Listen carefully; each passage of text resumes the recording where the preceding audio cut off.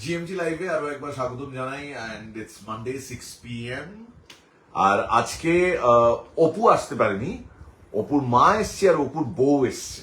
প্রথমে অপুর মা বিদীপ্তা চক্রবর্তী ওরফে সর্বজয়া, আর এখানে অপুর বউ অপর্ণা গোধূলি শর্মা, দুজনেই বেসিক্যালি স্বর্গ থেকে নেমে এসছে। হ্যাঁ, মানে যা আপনারা শুনে নিয়েছেন, না এপিসোড গেলেও এটা বলার কোনো অসুবিধা ছিল না। বাট অপুকে আজকে পেলে খুব ভালো হতো। অপু নেই, অপুর ঘর সংসার নিয়ে বাইরে কোথাও শুটিং করতে গেছে। সো অপুর মা আর অপু আমাকে রেখে যেরকম তখনও কাজে বেরিয়ে গিয়েছিল বাইরে, এখনো তাই আমাকে এখানে রেখে একটা কাজে গেছে কাজ করতে। তো এবার প্রথম প্রশ্ন অপুর মাকে, অপুর মা কি অপুর গাথা শুনেছে? মানে উনি কি শুনেছেন এপিসোড দুটো? খুব সত্যি মিথ্যে কথা আমি একদম মোটে বলতে পারি না মিথ্যে কথা। তো সেই জন্য বলছি, গত কয়েকদিন খুবই ব্যস্ততার মধ্যে কেটেছে বলে আমি ফার্স্ট এপিসোডের হাফের একটু বেশি শুনেছি। আচ্ছা আচ্ছা, বাকিটা শুনে নেবো এর মধ্যে। আমার এই চশমাটা পরে কেমন মানাচ্ছে একটু বলুন তো। দেখতে খুব একটা কিছুই পাচ্ছি না, কিন্তু ওই আর কি, বিদিতা আছে, গোধূলি আছে, আমি জানি। এটা বিদিতার চশমা, সর্বজয়ার চশমা। উনি ওদের নিশ্চিন্দিপুরের একটা অপটিক্যাল স্টোর থেকে এই চশমা করিয়েছিলেন, তখন খুব সাধের এরকম একটা চশমা। গোধূলি, অপর্ণা, মানে আমি তোমার অংশটা যখন প্রিভিউ করছিলাম, যখন শুনছিলাম, তখন মনে হচ্ছিল যে আরো একটু যদি তোমার আয়ুকাল থাকতো, একটু যদি বিভূতিভূষণ তোমায় বাঁচিয়ে রাখতেন। মাকেও এত তাড়াতাড়ি কেড়ে নিলেন, তোমাকেও নিয়ে চলে গেলেন, এটা বড় দুঃখের, বড় কষ্টের ব্যাপার। কিছু যদি বলো। হ্যাঁ, সেটা তো ইচ্ছে ছিল। আমার যেটা মনে হয় যে অপুর মতো অভাগা চরিত্র সত্যি বোধহয় আর নেই। বেচারা যখনই যাকে ভালোবেসেছে, যখনই যাকে আঁকড়ে ধরার চেষ্টা করেছে, ওই ছোট্ট পৃথিবী থেকে সবাই আস্তে আস্তে চলে গেছে, কিন্তু তারপরেও সে অপরাজিত হয়ে থেকেছে কি করে, সেটা জানতে গেলে তো আপনাদের শুনতেই হবে। অপরাজিত দুটো এপিসোডে করেছি আমরা, যেখানে সর্বজয়ার ভূমিকায় অভিনয় করেছেন বিদীপ্তা চক্রবর্তী আর অপর্ণার ভূমিকায় অভিনয় করেছেন গোধূলি শর্মা। আমি এই গল্পের কথক, সুতরাং আমার আলাদা করে কিছু বলার নেই। শুধু আমি এইটুকু বলতে পারি যে আমরা যখন গোল্ডেন মাইক্সে প্রথমবার পেয়েছিলাম ওই ট্রফিটা, তখন যে কজন মানুষকে খুব আনন্দের সঙ্গে, খুব গর্বের সঙ্গে জানানো হয়েছিল যে আমরা পথের পাঁচালী এই প্রোডাকশনের জন্য পেয়েছি অ্যাওয়ার্ড, তাদের মধ্যে বিদীপ্তা চক্রবর্তী একজন। সো তোমার তাহলে এখানে তুমি দেখো, তুমি এখানে পথের পাঁচালী করলে, অপরাজিত করলাম, কিন্তু বিভূতিভূষণ বাবু আমার উপরে খুবই নির্দয় হয়েছেন, আর একটু রাখলে পারতেন না। আমি যদি বিভূতিভূষণ থেকে সরে গিয়ে আমি যদি শীর্ষেন্দু বাবুকে ধরি, তাহলে কালো বেড়াল সাদা বেড়ালে তো তুমি ছিলে। আরে এটা তো অপরাজিত সবে সবে রিলিজ করেছে, সেইটা নিয়ে কালো বেড়াল সাদা বেড়াল অনেক আগে রিলিজ হয়ে গেছে, কিন্তু সেই সময় বিদীপ্তাকে আমরা লাইভে পাইনি, আজকে পেয়েছি। এবার থেকে পাবেন, প্রত্যেক সপ্তাহতেই আমাকে পাবেন, কোনো গল্পে প্রত্যেক সপ্তাহ লাইভেও আমাকে পাবেন। মনে হচ্ছে হাতে অপুরন্ত সময়, তা তো নয়, উনি ব্যস্ত মানুষ। কিন্তু এখন বিদীপ্তা কি করছে আমি একটু জানতে চাই, এটা খুব দরকার, কারণ বিদীপ্তাকে রোজ রোজ তো পাওয়া যাবে না লাইভে। কি করছি মানে, অনেকদিন পর অনেকটা অবসর পেয়েছি একসঙ্গে, কারণ যেহেতু আমি সিনেমা বা ওটিটির পাশাপাশি টেলিভিশনের কাজ সারা জীবনই চালিয়ে গেছি। তো সম্প্রতি একটা 3 মাস হলো লাস্ট যে সিরিয়ালটা সেটা বন্ধ হয়েছে, এখনো নতুন কাজ কিছু নেই, সেই জন্য একটু ফাঁকা সময়। আমরা সবাই একটু ফাঁকা সময়, একটু অবসর খুব করে চাই। তবে এই আজকের স্পেশাল লাইভে যেহেতু বিদীপ্তা আমাদের সঙ্গে রয়েছেন, of course Godhuli is also here, যদি কোনো প্রশ্ন স্পেসিফিক্যালি আপনারা বিদীপ্তাকে করতে চান, you can write to us in the comment section, সেখান থেকে আমরা প্রশ্ন তুলে ওনাকে দেবো। গোধূলি, তোমার এক্সপিরিয়েন্স গোয়িং থ্রু অপরাজিত? খুব চাপের ব্যাপার, কারণ অপরাজিত উপন্যাসটা বিশাল বড়। যারা পড়েছেন তারা জানেন যে এটা মানে পথের পাঁচালীর প্রায় দ্বিগুণ একটা উপন্যাস, কারণ এটাকে ভেঙেই সত্যজিৎ রায় দুটো ভাগ করেছেন, অপরাজিত এবং উপসংহার। তো সেটার ক্ষেত্রে, বড় উপন্যাসের ক্ষেত্রে আমাদের চাপটা অনেক বেশি থাকে, কারণ সময় অনেক বেশি লাগে, এবং একটা বড় ভূমিকা থাকে কোরাস।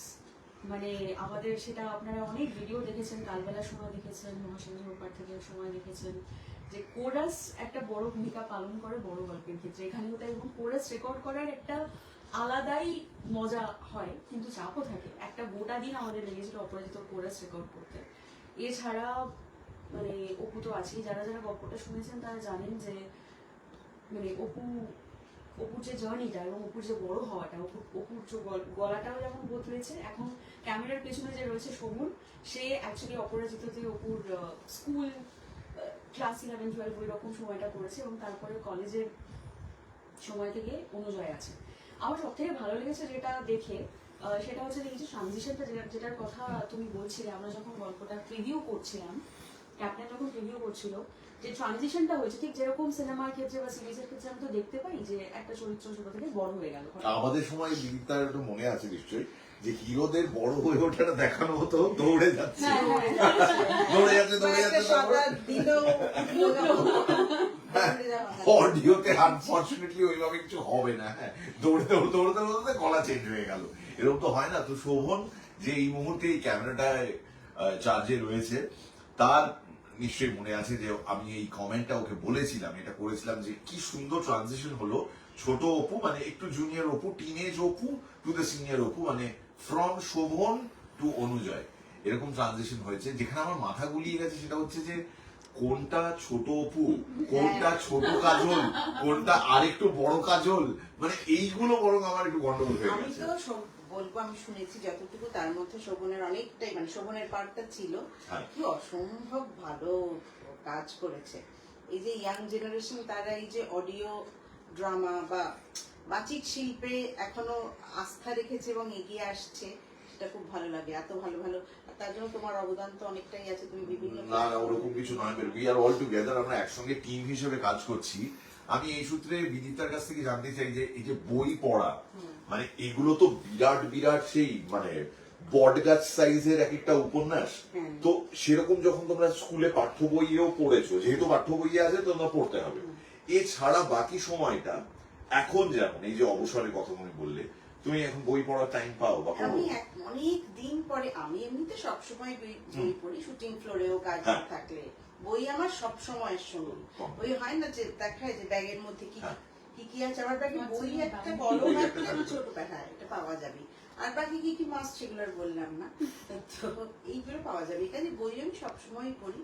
অনেকদিন পর একটু বড় উপন্যাসে হাত দিয়েছি, যেটা আমার খুব মানে প্রিয় একজন লেখক পরিমল ভট্টাচার্য যে বছর আনন্দ পুরস্কার পেলেন, তো সাতটার হাওয়াটা থেকে পড়া হয়নি, আমি আনিয়ে নিয়ে সবে পড়তে শুরু করেছি।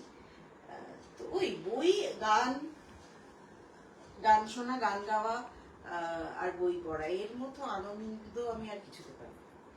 আমার মনে হয় আমরা যারা ছোটবেলা থেকে বই পড়ার অভ্যেসে অভ্যস্ত, আমাদের বাবা মায়েরাই তো দিয়েছেন এই অভ্যেসটা গড়ে, সুতরাং আমাদের পরবর্তী প্রজন্মদেরও দেখতে হবে তাদের মা বাবারা তারা আগ্রহ দেখিয়ে তাদেরকে বই উপহার দিচ্ছেন কিনা। কারণ আগে আমাদের ওই বইয়ের লেখা যে তোকে দিলাম জন্মদিনে বাবা, হ্যাঁ ওটা সংগ্রহে থাকতো, এবং ওইটার জন্যই বইগুলো আরো দুর্মূল্য দুষ্প্রাপ্য হয়ে যেত আমাদের কাছে, যে এটা ইজ এ সাইন কপি, এটা আমাকে বাবা দিয়েছেন মা দিয়েছেন। আমি জানি না এই অভ্যেসটা আপনাদের মধ্যে কজন এখনো মেনটেন করেন, যদি না করে থাকেন ইটস অ্যাকচুয়ালি এ শেম, মানে এটা এখনো মেনটেন করা উচিত আমাদের।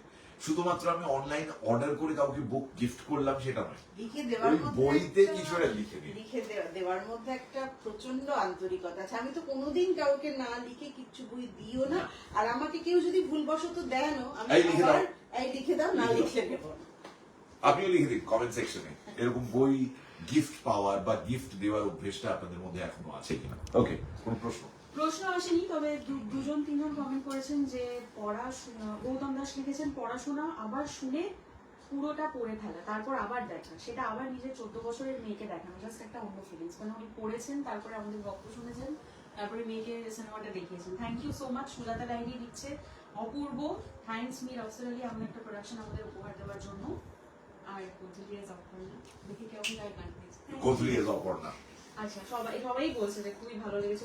আমি তোমার কাছে একটা প্রশ্ন আছে, এমনি জিজ্ঞেস করছি, তুমি পথের পাঁচালীর সময় আমরা তো পাইনি তোমাকে, পথের পাঁচালী তোমার প্রথম আমাদের থেকে অডিয়েন্সে কাজ, এই প্রথম কাজ করার মধ্যে বুঝলাম তোমাদের দুজনেরই নাটক করার অভিজ্ঞতা। কত বয়সে তুমি প্রথম স্টেজে উঠেছিলে? আমার যখন 6 বছর বয়স। কিরকম একটু বলো এই অভিজ্ঞতাটা। এটা হচ্ছে ব্রেক্টের the good woman of Shakespeare বলে একটা নাটক আছে, যার একটা করতো ভালো মানুষ বলে নান্দিকা, আর একটা চেতনা ভালো মানুষের পারে, অরুণ মুখার্জি ডিরেক্টর। তো সেই একটা ছোট 6 বছরের বাচ্চা ছেলের পার্ট ছিল। তো সেটা করতে হচ্ছে আজকের দিনে খুবই বিখ্যাত এবং বড় একজন পরিচালক, আমারও পরিচালক, আমার থিয়েটারের পরিচালক সুমন মুখার্জি। তো লাল দাদা বড় হয়ে গেল বলে ওর জামা প্যান্ট পরে তারপর এই পার্টটা আমি করতাম। তোমার প্রথম মানে আমাদের এখানে অনেক পুচকেরা এই 6 বছর তুমি বললে, আমাদের এখানে এই 6 বছরের বহু পুচকেরা আসে এবং তারা মাইকের সামনে প্রচুর প্রচুর খেল দেখায়। তো তোমার মানে 6 বছর এই যে ধর প্রথম যখন তুমি উঠলে সামনে এতগুলো লোক আলো পড়ছে তোমার উপর, তোমার ভয়ে বা ওইটা না। এত বছর আগে ছিল না যে আমার একদম। আমি যে গল্পটা ওরই বোনের কাছ থেকে শুনেছি, আমি চাই ও একটু বলুক। এই যে শুনেছি যে তোমাদের বাড়িতে মাঝে মাঝে মানে এরকম হতো যে কোন একটা বাচ্চাকে দরকার নাটকে, তো বিপ্লবকে তোমাদের কোন মেয়েটা স্কুলে যায়নি আজকে দেখ ওকে নিয়ে চলে আসে। জোসন দস্তিদার, জোসন দস্তিদারকে চেনেন টেলিভিশনের মানুষজন, এত বিখ্যাত সমস্ত কাজ টেলিভিশনের জন্য করেছে। আর যদি জোসন দস্তিদারকে আপনি ভুলে গিয়ে থাকেন তাহলে নিজেকে দোষ দেবেন না। ঠিক এই কারণেই আমাদের ইন্ডাস্ট্রি এইরকম বর্তমান হাল, কারণ আমরা বহিরুহদের ভুলে গিয়েছি। ভুলে যাই, সেটাই। তো যাই হোক, গল্পটা হচ্ছে জোসন জেঠু তখন সনিক্স বলে একটা প্রোডাকশন হাউস, তাদের সিরিয়াল হয়। তো সেখানে তখন তো এত ছেলে মেয়েরা অভিনয় করতে আসেনি, মানে শিশু শিল্পে খুব কম পাওয়া যেত। তো বাবার উপর ওটা একটা স্ট্যান্ডিং ইনস্ট্রাকশন ছিল জোসন জেঠু, যেদিনই ধরো শুটিং এ কাউকে একটা বাচ্চা মেয়ে লাগবে, প্রোডাকশন থেকে পাঠিয়ে দিত, যা বিপ্লবের বাড়ি থেকে দেখতো কোনটা আজকে স্কুলে যায়, কোনটা আজকে স্কুলে যায়, তাকে নিয়ে চলে যায়। মানে 3 মেয়ের মধ্যে কোনটা আজকে স্কুলে যায়নি তাকে নিয়ে চলে আসে। মানে এরকম কনফিডেন্স যদি কারো থাকে, তার নাম জোসন দস্তিদার, যে ও পাটফাট আর দেখাতে হবে না, ওকে স্কুলে যায়নি ওকে তুলে নিয়ে চলে আয়। মানে দ্যাট অনলি প্রুভস না বিশাল একটা কনফিডেন্স 3 বোনের মধ্যে, বিশেষ করে বিদীপ্তা সুদীপ্তা। এটা আমরা সবাই জানি, আর আমরা যারা কর্মসূত্রে একসঙ্গে এই বোনেদের সঙ্গে কাজ করেছি, the Chakraborty sisters, the feisty Chakraborty sisters, যাদের মুখে কিচ্ছু আটকায় না, যারা অত্যন্ত মানে আপনি যতটা ভদ্র সভ্য এদেরকে ভাবেন না, এদের মুখে যদি কিছু না, না আমার এটা বলতে হবে, এটা তো আমরা ব্যক্তিগত একটা টাচ তো থাকবেই। হ্যাঁ, মানে আমরা আচ্ছা মুখফাটরা যারা মনে করি আমরা আবার কথা ফুলঝুরি শুরু করলে ফুলঝুরি চলতেই থাকে, এদের সামনে আমরা মুখ খুলি খুব সাবধানে, কারণ ফাট করে কি যে একটা উত্তর চলে আসবে আমরা নিজেরাও জানি না। তাই নিজের সম্মান নিজের হাতে রাখুন, বিদীপ্তার সামনে মুখ খুলবেন না। খুললে কি হতে পারে তা আমরা অবশ্য জানি না। তো বই পড়া তোমার 2 মেয়ে, ওদের কেমন লাগে? মানে do they listen to audio stories? Audio stories তো ভীষণই শোনে। এই জেনারেশন তো যা পায় হাতের মুঠোয়, যেহেতু সবটা, ওরা খুবই আপ টু ডেট সব ব্যাপারে, এবং অডিও স্টোরিজ তো শোনেই। আমার বড় মেয়ের জেনারেশন খুব বই পড়তো, মানে আমার বড় মেয়ে বা তার বন্ধুদের দেখছি খুবই, মানে এবং সেটা বাংলা, ইংরেজি, এবং যেহেতু অন্যান্য ভাষাও শিখতো, ফ্রেঞ্চ জানে বড় মেয়ে, ফ্রেঞ্চও, একটা বই পড়ার ভীষণ তাগিদ দেখেছি। কিন্তু তার 11 বছর পরে আমার ছোট মেয়ে, ইরাদের জেনারেশন কিন্তু বই পড়া, ওরা সবকিছু তোমার ফোনে, ওরা পড়ে, প্রচুর ইনফরমেশন, প্রচুর ট্রিভিয়া সবকিছু জানে, কিন্তু বইও পড়ে, সেটা সবই ওই ফোনে। কিন্তু আমি বারবার বলি যে চোখ খারাপ হয়ে যাবে, সারাক্ষণ ফোন থেকে একটু স্ক্রিন টাইম কমাও, বই পড়ছি বলে ওটাকে ম্যানেজ। তবে পড়ার অভ্যেসটা তো আছে। আমরা ব্যাক টু ব্যাক আপনাদেরকে যে গল্পগুলো উপহার দিয়ে আসছি, তার জন্য আমরা কৃতজ্ঞ যে আমরা সেই সাহসটা পেয়েছি আপনাদের কাছ থেকে, আপনারা সেই সাহস জুগিয়েছেন। গতকাল আমরা একটা ছোট্ট মাইলস্টোনের আরো কাছাকাছি চলে যাওয়ার চেষ্টা করেছি। We have crossed 1.9 million, তার মানে গপ্প মিলে ঠেকের পরিবার সংখ্যা এখন 19 লাখের ওপর, আর মাত্র 1 লাখ, আর তারপর 20 লাখের হয়ে যাবে এই গপ্প মিলে ঠেক পরিবার। এটা যত তাড়াতাড়ি আমরা পৌঁছতে পারি, কোনো রিগিং ফিগিং না করে, তাহলে খুব ভালো হয়। আপনারা এটা নিজের মতন করে দেখে নেবেন। আপনারা তো সাবস্ক্রাইব খেলবেন না, একবার সাবস্ক্রাইব করলে তারপরে আমরা আমাদের প্রচার গাড়ি এবার বেরোচ্ছে 2 মিলিয়ন। প্লিজ থাকো, তুমি আপিল করো মীরের এই হ্যাঁ, এটা ভ্যান, এটা আমাদের জিপ। হ্যাঁ মালা ছুটছে, এই হচ্ছে। হ্যাঁ চলো আপিল। আমাদের এই গপ্প মিলে ঠেক পরিবারকে সমৃদ্ধ করার জন্য আজকে আমাদের সঙ্গে মাননীয় অভিনেত্রী বিদীপ্তা চক্রবর্তী এসে হাজির হয়েছেন। হ্যাঁ কি বলছেন? না ওটা পুষ্প পুষ্পটা পরে দেবো মাইকের মধ্যেই। হ্যাঁ হ্যাঁ, আমরা বিদীপ্তা চক্রবর্তীকে কিছু একটা বলতে অনুরোধ জানাই। এই যে আপনারা লাইক করেন না, শেয়ার করেন না, সাবস্ক্রাইব করেন না, উনি চুমু খেতে ব্যস্ত। বলবেন না, মানে সত্যি এরকম একটা প্রচারকারী হলে খুব দারুণ হতো আমাদের, যে 2 মিলিয়ন। এটা আমাদের প্রচারের তো দরকার আছে অবশ্যই, কিন্তু তোমার এত বছরের, তোমার এত ভক্তকুল, সেটাই তো প্রায় অনেক। এবং তাদের যে তুমি এত বছর ধরে মানে সময় মানে ঠিক টাইমলি কি বলে এত দীর্ঘ সময় ধরে এন্টারটেইনমেন্ট দিয়ে যাচ্ছ তোমার কাজ দিয়ে, তোমার গলা দিয়ে, বিশেষ করে তুমি I'm not used to এই all যে- this এই যে গলা দিয়ে প্রশংসা। দিয়েছো তুমি, হ্যাঁ, গলা। কালি কাঠে গলা দিয়ে সবসময় খারাপ হয় না, হ্যাঁ ভালো কিছু হয়। তো যাই হোক মীর, আমরা ছোটবেলা থেকে জানো যে একসঙ্গে কাজ শুরু করেছি, কিন্তু তোমার কত ও আমি ভাবছিলাম তুই বলতে যাচ্ছ, আমিও ছোটবেলা থেকে তোমার শুনে এসেছি, আমাকে অনেকে বলেছেন, তোমাকেও বলেছে অনেকে। আমার শাশুড়ি তো ভীষণ বলেন যে মানে 70-75 বছর বয়স হয়ে গেছে, দেখে বুঝতে পারছো, আমায় বলছো ছোট্টবেলা থেকে ওই দূরদর্শন কেন্দ্র কলকাতায় আপনাকে দিস ইজ ক্লাসিক। আমি জানি না কেয়া চৈতালি দাশগুপ্ত এখন এই শোটা আমাদের দেখছেন কিনা, কিন্তু আপনাকে প্রণাম। কারণ ওই যে বললাম, মানে মহিরুহ যারা ছিলেন তারা আছেন, এবং তাদের আশীর্বাদ আমাদের মাথার উপর থাক। আমি একটা ছোট্ট ট্রিভিয়া দিয়ে রাখি আপনাদের। যখন যেদিন ইনফ্যাক্ট সর্বজয়া চরিত্রে অভিনয় করতে এখানে এসেছিল বিদীপ্তা, সেই দিনই আমাদের ছেড়ে চলে যান। আপনারা চিনবেন বিপ্লব দাশগুপ্ত, উনি একজন প্রখ্যাত অভিনেতা, কণ্ঠশিল্পী, বাচিক শিল্পী, অনেক জায়গায় তার বিচরণ ক্ষেত্র ছিল এবং খুব ভালো মানুষ। তিনি প্র্যাকটিক্যালি আমাদের এই পাড়ারই মানুষ। তো বিদীপ্তা এখানে রেকর্ডিং শেষ করে, আমার মনে আছে সেদিনকে ঝাঁঝা রোদ্দুর, তার মধ্যে এখানে রেকর্ডিং শেষ করে আমাকে গিয়ে ফোন করছে একটা জায়গা থেকে, আমার কোথায় আছো? আমি আসি বিপ্লবদার বাড়িতে, উনি তো চলে গেলেন, আমি দেখতে এসেছি। সো এই সেই দিন রেকর্ড করা, তুমি অফকোর্স জানো না, তুমি যে পরিস্থিতিতে রেকর্ড করেছিলে সেটাই অনেক বড়। তার থেকেও বড় এই শোককে, দুঃখকে, সমস্ত কিছুকে পাশে ঠেলে রেখে এই যে artist R required to perform, এটা না কোনো কলম পেশা কাজ নয় যে আজকে আমি অফিসে গেলাম না, স্যার ফাইলটা আমি কালকে জমা দিচ্ছি। It's not a file, it's a performance. Bidipta এটা কি করে হ্যান্ডেল করো? And you've done it so many times. হ্যাঁ, মানে আমার খুব দুঃখের সময় এরকমও হয়েছে, খুব কাছের মানুষ সে মারা গেছে, মানে হাসপাতালে গিয়ে শুনলাম মারা গেছে। তারপরে গেছি, গিয়ে শুটিং করেছি, মেকআপ করে শুটিং করে বললাম দুটো সিন একটু আমার অফ রাখ, কারণ আমাকে একটু বার্নিং ঘাট যেতে হবে। তারপরে আবার মানে আমি আমার কেক্স হাজবেন্ড লালুর কথা বলছি, আমি যদি it's a very casual thing which is share, মানে ও যেভাবে বলছে ব্যাপারটা তো সেরকম নয়, কিন্তু আমি যেতে হবে। শুটিং করে গিয়ে ওই মেকআপ ওই অবস্থাতেই গিয়ে দাহ করে আবার ফিরে এসে নাইট শুট করেছি। এটা এটা তো আমাদের এটা ছোটবেলা থেকেই বাবার কাছে শিখে এসেছি, the show must go on. তো সেই জন্য কাজ তো করে যেতেই হবে, যে কোনো পরিস্থিতিতেই আমাদের করে যেতে হয়, দর্শকদের এত আশা থাকে। যাই হোক, আর এটা এই প্রফেশনালিজমটা একদম ছোটবেলা থেকেই বোধহয় বাবা মার দেখেই সেটা। হ্যাঁ, কিন্তু তুমি প্রফেশনাল, যারা প্রফেশনাল আছেন বা যাদের প্রফেশনালিজম দেখে তুমি বড় হয়েছো, when you come to that point when you also have to show your professionalism, it doesn't come easy, it is a difficult thing. আমি কেন এই কথাটা বললাম, সর্বজয়ার চরিত্রে, বিশেষ করে সর্বজয়ার চরিত্রে বিদীপ্তা এমন একটা সময় রেকর্ড করতে এসেছিল যেখানে কিছুদিন আগেই বিদীপ্তার, সুদীপ্তার, বিদিশার মাতৃবিয়োগ হয়েছে, এবং তারপর সেই শোককে সরিয়ে রেখে, সেই শোকটাকে কাটিয়ে আমি বলবো না, ওই সময় মাথার স্পেস থেকে একটু বাইরে রেখে সর্বজয়ার চরিত্রে অভিনয় করতে বিদীপ্তা আমাদের এখানে এসেছে। আসলে কি জানো তো মীর, কিছুই তো ফেলা যায় না, জীবনের কোনো কিছুই ফেলা যায় না। সুখ, দুঃখ, তাপ, সেগুলোও তো আমাদের ভেতরে, ধরো আমাদের ভেতরকে যেভাবে নাড়া দেয়, একজন শিল্পী সে সেটা মাথার মধ্যে জমিয়ে রেখে দেয়, পরে কখন সেটা ব্যবহার করবে। তো এই প্রসেসটার মধ্যে দিয়ে দিয়ে কিন্তু যেতে একটা অদ্ভুত প্রসেস।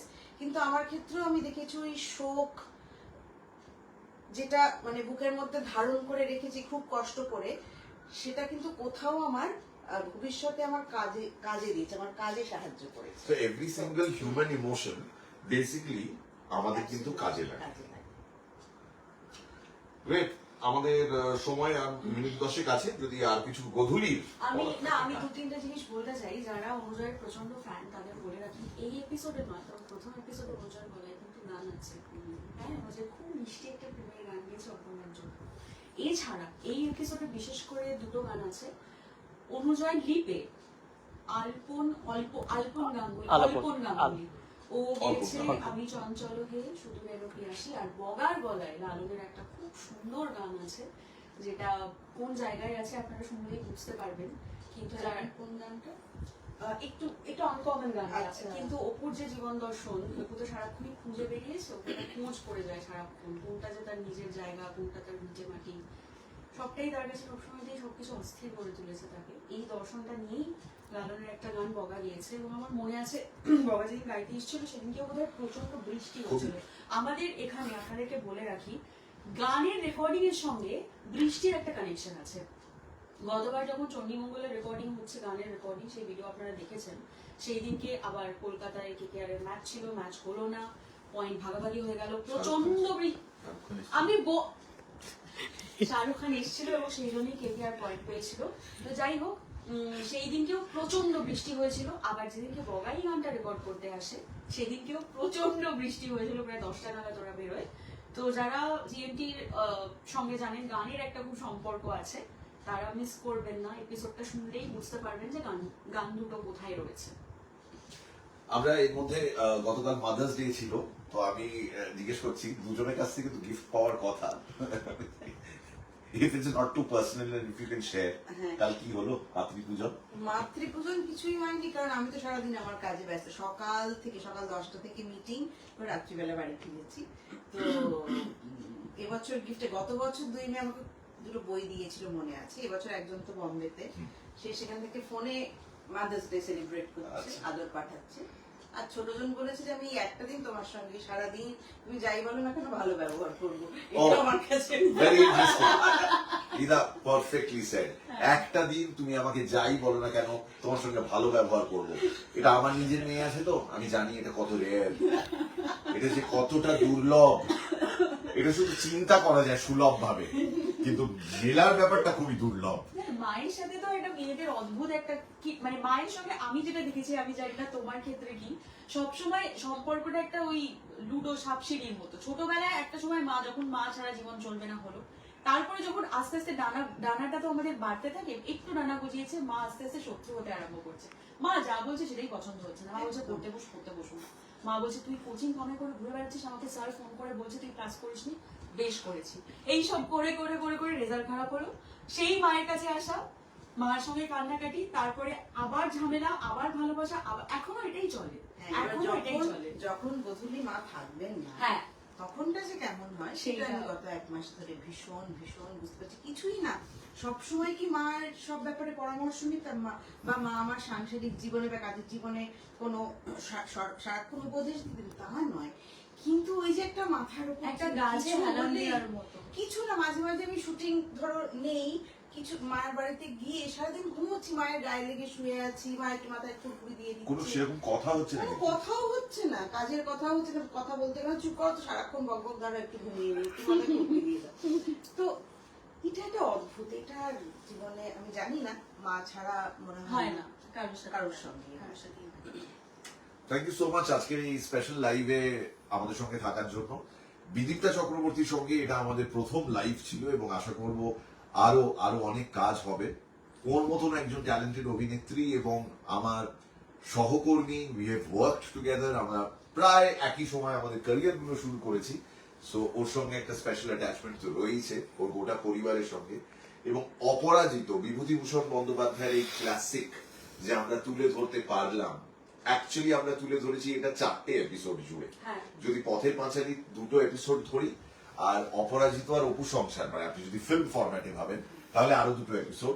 সো 4টে এপিসোডে বেসিক্যালি আমরা অপু ট্রিলজিটা ধরার চেষ্টা করেছি। এবং অলরেডি আমার কাছে মানে দেশের বিভিন্ন প্রান্ত থেকে তো বটেই, এবং দেশের বাইরেও বিভিন্ন প্রান্ত থেকে মানুষ, আমার যারা পরিচিত বন্ধুরা আছেন সবাই হোয়াটসঅ্যাপ করেছে আমাকে যে কি অপূর্ব লেগেছে শুনতে। হ্যাঁ, মানে আমি বলছি না কিছু, তুমি যেহেতু শোনোনি, কিন্তু তোমার চলে যাওয়ার জায়গাটায় তুমি মানে আমি শিওর তুমি খুব কষ্ট, ভীষণ কষ্ট পাবে শুনে। মানে আমরা যারা প্রিভিউ করেছি, যারা তৈরি করেছি, যারা শুনেছে, সবাই যারা আগে আগে শুনেছে আপনাদের আগে, তা আমার তো এমনিতেই চোখে জল পায়। আমার চণ্ডীমঙ্গল থেকে কান্নার যে সেই যে শুরু হয়েছে, কান্নার থামছে না। হ্যাঁ, কারণ আমি এখানে খুব সিম্পল একটা ব্যাপার, যখন অনুজয় কাঁদছে মা চলে যাওয়ার পর, অনুজয়ের ওই ব্যথাটা আসলে ও মায়ের যেভাবে মা বার চলে করে যাওয়াটা এনেছে, তো সবাই রিলেট করতে পারি আমরা। তোমারটা যখন অপুকে চিনতে পারছো না যে এই অপু আর আগের মতন অপু নেই, তো ওই যে কান্নাটা, ধরো ঘাটের ধারে সিনটা, এইগুলো খুব স্পর্শ করে যায়, এবং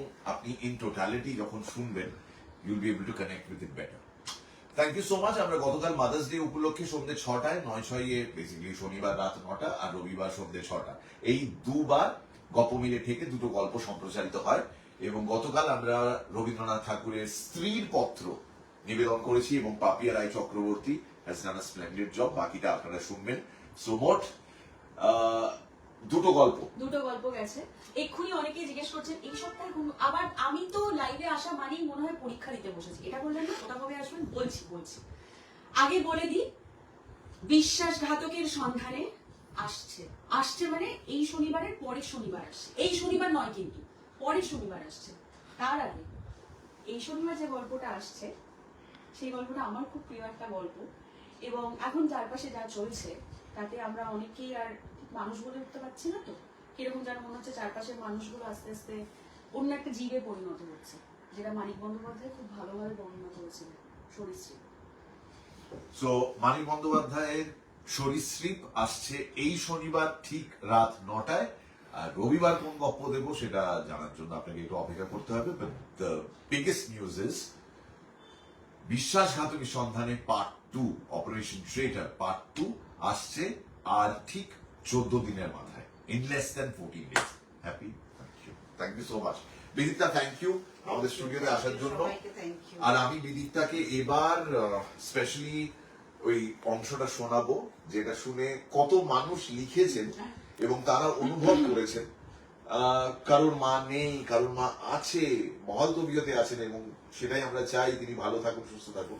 but every single person has been able to relate to those exchanges. Bidita, Godhuli, thank you so much. অপুর মা সর্বজয়া, অপুর বউ অপর্ণা, আর আমি কেউ না, আমি অপুর পাশের বাড়ির লোক। আমাটির ভেবে আমি থ্যাংক ইউ।